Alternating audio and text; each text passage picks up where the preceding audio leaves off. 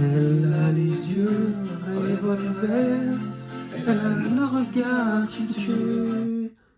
On va s'arrêter là, mais je pense que ça va être mon nouveau délire de trouver une petite musique en lien avec la thématique de la vidéo. À la base, franchement, j'avais sorti la guitare, mais je me suis enregistré 10-20 secondes, je dis, oulala, on va peut-être éviter, j'aimerais quand même que les gens restent le plus longtemps possible sur la vidéo. Enfin bref, pour ceux qui ne me connaissent pas, je suis le docteur Walid Mekedem, et aujourd'hui, on va parler des grandes causes de cécité, de malvoyance en France, parce que oui, dans l'idée des gens, en général, quand on entend malvoyant, on imagine quelqu'un qui est né comme ça.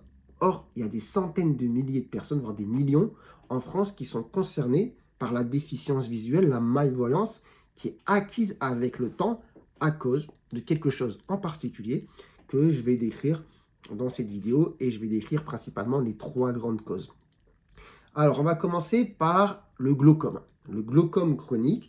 J'avais fait une petite introduction sur le sujet dans une vidéo sur l'hypertension dans les yeux. Si vous ne l'avez pas vue, je vous invite à la voir. Ça vous donnera des petits prémices pour comprendre, parce que je ne vais pas entrer non plus trop dans le détail de l'hypertension. Mais, enfin, l'hypertension oculaire. Mais il faut savoir que, effectivement, l'hypertension oculaire est quand même le grand facteur de risque de cette maladie. Alors, cette maladie, elle touche quasiment 1 million de personnes en France, si on compte tous ceux qui ne sont pas forcément dépistés, parce que dans les 1 million, on va prendre ceux qui ont des symptômes, ceux qui n'ont pas de symptômes, ceux qui ont une forme précoce, ceux qui ont une forme tardive, mais vous voyez, ça fait quand même du monde, un bon paquet d'1 million de personnes avec ce problème de santé qui, s'il n'est pas bien pris en charge, va évoluer justement vers la cécité. Alors, ce qu'il faut comprendre, c'est que vous avez l'œil, au fond, vous avez quoi qui s'abouche? Le nerf optique. Bon. Eh bien, alors, on va avoir des lésions au niveau de ce nerf optique qui vont donner les symptômes visuels. À quoi sont dues ces lésions? J'en ai parlé dans la vidéo sur l'hypertonie oculaire, principalement, pas tout le temps, mais principalement par cette hypertension dans les yeux qui va appuyer sur ce nerf optique qui s'abouche au bout. D'accord? Du coup, on va avoir des lésions purement mécaniques. Si j'entre un petit peu plus dans les détails, on peut aussi avoir des lésions ischémiques, c'est-à-dire des petits vaisseaux qui se bouchent, etc.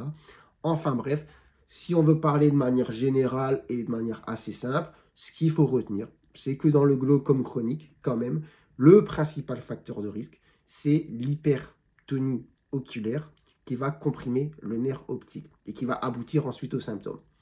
Et juste petite parenthèse, pour ceux qui n'ont pas vu la vidéo précédente, mais je vous invite à la voir pour ne pas me répéter trop, cette hypertonie oculaire, en général, elle est liée à un défaut de réabsorption du liquide qu'on a dans l'œil, d'accord, qu'on appelle l'humeur aqueuse. Normalement, ça circule, c'est renouvelé, etc. Et il y a un endroit où ça s'abouche et puis ça s'évacue. Si ça se fait mal, vous avez un peu trop de liquide, un peu trop de pression, on comprime le nerf optique et on a les symptômes visuels. Alors, petite question. Est-ce que vous savez quels sont ces symptômes visuels?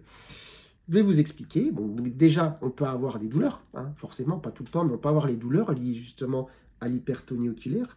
On va avoir des flous visuels, parfois intermittents. On va avoir une diminution du champ visuel, le champ visuel qui va être amputé. On peut avoir parfois des halos colorés. Et voilà, tous ces symptômes vont évoluer un petit peu dans le temps. Maintenant, je parlais d'hypertension dans les yeux. Bon, je vous l'ai dit, il n'y a pas tout le temps ça. C'est le principal, mais pas tout le temps. Il y a aussi d'autres facteurs de risque qui peuvent entrer en compte. Je vais vous les citer un petit peu. Donc, on a l'hérédité, tout simplement. Comme beaucoup de maladies, si dans la famille vous avez des glaucomes ou de l'hypertonie oculaire, ça peut entrer en jeu. D'accord? Après, il y a l'âge, principalement. Enfin, pas principalement, mais l'âge, ça joue. Mais à un stade assez précoce, comme je l'ai dit dans la vidéo hypertonie oculaire, au-dessus de 40 ans, commence à y avoir un petit peu des risques, et c'est pour ça qu'il faut surveiller. Après, on va parler de quoi? On va parler de la myopie. La myopie est un facteur de risque de glaucome chronique. Il y a la prise de certains médicaments, comme les corticoïdes, qui vont augmenter la tension dans les yeux. On a le fait d'être de couleur noire. En fait, il y a des choses comme ça qui ne s'expliquent pas trop, je ne sais pas pourquoi, mais il y a des problèmes de santé qui touchent aussi préférentiellement des gens en fonction de leur origine, leur région, etc. Et c'est le cas pour le glaucome chronique. On va avoir aussi le diabète qui peut être un facteur de risque. On peut avoir aussi, et là c'est marrant parce que ça ne ressort pas souvent dans les facteurs de risque, mais l'hypotension. Souvent on parle d'hypertension en termes de facteurs de risque, par exemple pour les accidents cardiovasculaires, etc., là, l'hypotension artérielle peut être un facteur de risque de glaucome chronique. Je réfléchis un petit peu si je n'oublie rien, mais franchement, je pense que c'est déjà pas mal en termes de facteurs de risque. Donc voilà.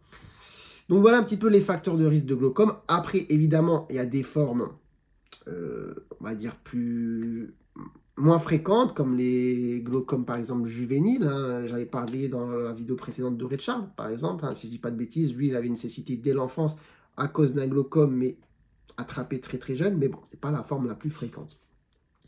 Alors, je vous ai expliqué un petit peu de quelle manière ça va se manifester en termes de symptômes. Bon, maintenant, on va parler directement un petit peu de ce qu'on fait quand c'est là, les traitements qui sont possibles.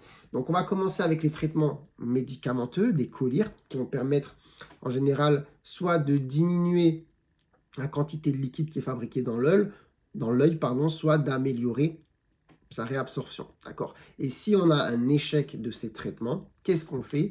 Eh bien, il y a des techniques de chirurgie, par exemple au laser, qui permettent de faire en sorte que ça circule mieux, d'accord? Pour diminuer cette hypertonie. Et là, évidemment, dans ces traitements, vous l'avez compris, je m'arrête quand même sur le glaucome chronique lié à une hypertonie dans les yeux. Bon, voilà.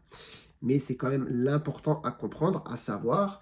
Et donc, ce qui est important à retenir, c'est que le glaucome est une maladie qui va donner une cécité de manière acquise s'il n'est pas soigné. D'accord? Il se manifeste au début par zéro symptôme. C'est avec l'évolution de la maladie qu'on va commencer à avoir des symptômes. D'où l'importance, des fois, de faire un petit check-up, justement, de ses yeux, tout simplement. C'est important, les yeux. Il faut vérifier de temps en temps. Donc ça, c'est pour le glaucome. J'espère que ce n'était pas trop brouillon, que vous avez bien saisi les choses, que ce n'était pas trop compliqué. Arrêtez-moi un petit peu en commentaire si vous vous sentez un petit peu perdu ou si vous souhaitez certaines précisions. D'accord? En attendant, on va passer à la deuxième cause, mais qui est en fait la numéro 1. Et c'est toujours marrant, ça, de savoir qu'il y a des choses qui sont très fréquentes, qui sont numéro 1, mais qui ne sont pas forcément connues de tout le monde. Quand on sort le nom, on dit « Ah ouais, c'est quoi ça ?» Alors, je vais vous donner le nom, vous me dites si vous avez déjà entendu. La DMLA, ça vous parle ou pas? DMLA pour dégénérescence maculaire liée à l'âge. Donc, en gros, le mot compliqué un peu dans cet acronyme, c'est maculaire. C'est quoi la macula? La macula, c'est la zone centrale de la rétine. Si vous avez déjà vu une photo de fond d'œil, vous avez souvent vu un point blanc comme ça, avec des vaisseaux qui partent de tous les côtés. Voilà, c'est la macula. Et donc, la dégénérescence maculaire liée à l'âge, pardon, comme son nom l'indique, ça va être une dégénérescence de cette zone-là, d'accord, qui va apparaître principalement avec l'âge, d'accord. Donc, si, je dis beaucoup d'accord, hein, faut que j'arrête. Donc, principalement lié à l'âge, il n'y a pas vraiment de grands facteurs de risque, malheureusement, de la dégénérescence maculaire liée à l'âge, sauf peut-être un qui est le tabac, d'accord. Le tabac est un facteur de risque connu de DMLA. Après, principalement, c'est un problème quand même qui est lié à l'âge, plus ou moins peut-être un peu comme pour le glaucome, les histoires d'hérédité, etc. Donc, ça va se manifester comment? Ça va se manifester par une baisse d'acuité visuelle, de loin ou de près, et parfois, chez certaines personnes, des déformations, ce qu'on appelle des métamorphosies. Alors, vous allez me dire, c'est quoi un petit... Si vous êtes curieux, hein, pas forcément, vous ne posez pas forcément la question, mais vous allez dire, c'est quoi un petit peu le principe? Qu'est-ce qui se passe au niveau de cette tache blanche qu'on a au fond de l'œil? Il y a deux formes, il y a la DMLA sèche, il y a la DMLA humide, je ne vais pas entrer trop dans les détails, mais dans la DMLA sèche, on a des petits dépôts qui se déposent à ce niveau-là, qu'on appelle des drocènes, je ne sais pas si je le prononce bien, mais c'est comme ça, et qui vont faire qu'avec le temps, cette zone va s'affiner, s'atrophier. On va parler de DMLA atrophiante. Et après, on a la DMLA humide, donc avec plein de petits vaisseaux en fait qui se forment et on va avoir beaucoup d'œdème. Et donc les traitements vont se focaliser là-dessus. Malheureusement pour la DMLA sèche, donc l'atrophie, le fait que ça rétrécit, il n'y a pas vraiment de traitement. Après, peut-être qu'il y a des innovations, je ne sais pas s'il y a des ophtalmos qui passent dans les commentaires, peut-être faites-le savoir. Par contre, pour la DMLA humide, on va s'occuper de toute cette prolifération de vaisseaux, de tout cet œdème. Ok, donc on va injecter des produits dans l'œil, hein, 6 à 12 fois dans l'année. On appelle ça des anti-VEGF. Ça va permettre de diminuer cette prolifération et toutes ces taux qui s'accumulent au fond de l'œil. Ok. Donc voilà. Et pour ce qui est des symptômes, j'avais dit donc soit baisse d'acuité visuelle de près ou de loin, soit déformation, mais aussi on va avoir une tache centrale. D'accord? Parce que, enfin, un scotum central, un noir, un trou noir au milieu, parce que voilà, c'est la tache du milieu de la rétine tout simplement qui est atteint en premier. Ok? Bon, franchement, on va pas entrer trop dans les détails, hein. L'important, c'est de savoir que la DMLA, donc, c'est la première cause de cécité acquise. Voilà. Facteur de risque principal, l'âge. Potentiellement, enfin, pas potentiellement, le tabac aussi qui est bien identifié. Des symptômes qui vont s'installer comme ceux-là, comme je les ai décrits. D'où l'importance aussi de faire cette check-up des yeux. Et des traitements plus, malheureusement, uniquement sur la forme humide. La forme sèche, j'en ai un petit peu embêté, quoi. Si c'est là, c'est un petit peu compliqué. Après, du coup, on va passer sur la troisième cause de cécité acquise, qui est liée à une grande maladie, vous la connaissez tous, le diabète. Donc la rétinopathie diabétique, pardon, je m'exprime mal des fois. Rétinopathie diabétique, qui va être la, si je dis pas de bêtises, la principale cause de cécité chez les moins de 50 ans. Voilà, la principale ou la deuxième. En tout cas, dans les deux premières. Ok. Et celle-là, elle va être due à quoi? Bah, tout simplement au diabète, qui va être mal équilibré, parce que si le diabète est bien équilibré, normalement, il n'y a pas de souci. Mais si on a une hyperglycémie chronique, hein, si on est tout le temps à des taux énormes de sucre dans le sang, bah, vous savez que le sucre, c'est pas bon pour la santé, ça va abîmer les tuyaux, les gros comme les petits. Or, au fond de l'œil, on a quoi? On a des petits vaisseaux. Donc, on va avoir plein de lésions au niveau de ces vaisseaux. On va avoir des petites hémorragies. On va avoir une prolifération de petits vaisseaux. On va avoir de l'œdème qui va se mettre aussi au niveau de la macula. On va avoir des petites ischémies. Enfin bref, plein de lésions liées aux vaisseaux qui sont abîmés au fond de l'œil. Donc, par contre, c'est un problème qui va évoluer lentement, d'accord? Lentement dans le temps, mais malheureusement, qui va évoluer. Bah, le principal traitement, ça va être quand même l'équilibre du diabète, tout simplement. Et après, il existe des traitements ophtalmologiques, on va dire, avec du laser, d'accord, pour cibler certaines zones de la rétine. Aussi des histoires d'injection dans les yeux pour limiter aussi la prolifération de certains vaisseaux. J'entre pas plus dans les détails parce que vraiment, on va dire, le mécanisme de la rétinopathie diabétique, il est très complexe.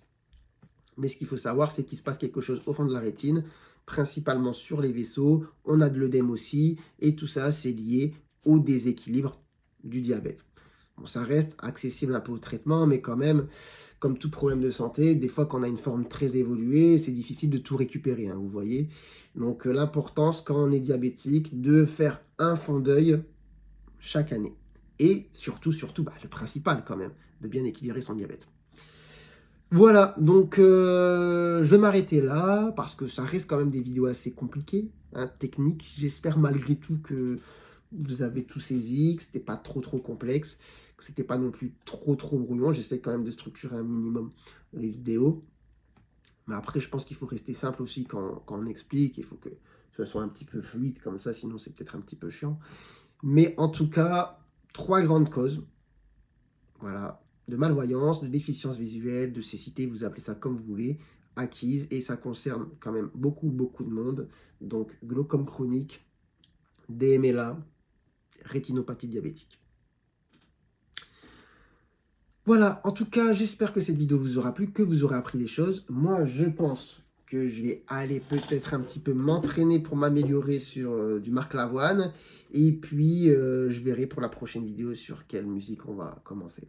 En tout cas, prenez soin de vous, prenez soin de votre santé. Moi, je vous dis à très bientôt, je l'espère, pour de nouvelles vidéos. Allez, ciao, ciao.